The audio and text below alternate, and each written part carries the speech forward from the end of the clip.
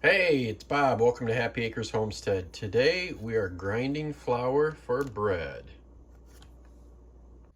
This is what we use right here for making our bread. It's the hard white wheat. The soft wheat you can use for making anything else, but for bread you want the hard white wheat. Alright, we got two different ways that we grind our wheat. This is a manual way. If you get out of bed feeling energetic, I guess this is for you. This thing works great, but it is a bit of a workout.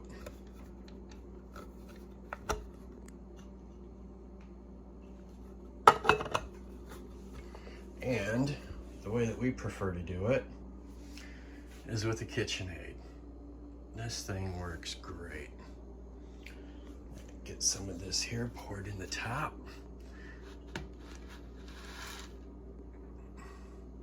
See if I can pour it all over here and make a mess.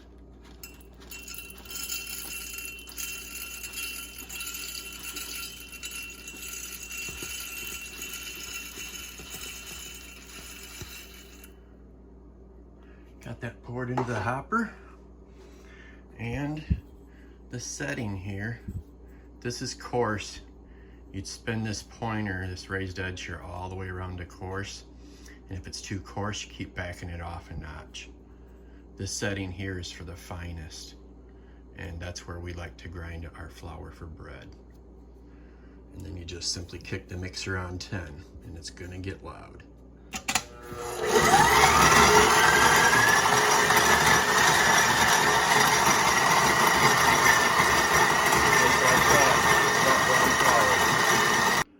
One thing to keep in mind, you know where your attachments hook up here?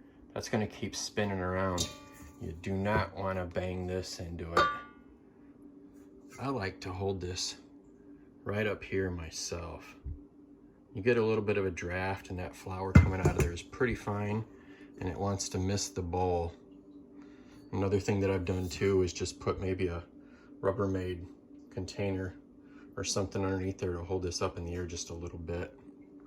I just put it up here, kind of right up against the front there, and it can't go back far enough to hit any of that as long as you get it all the way up here.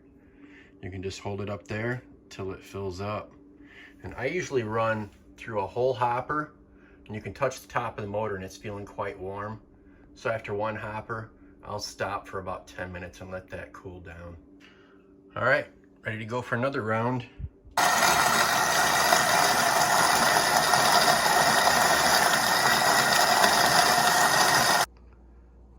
There we have it.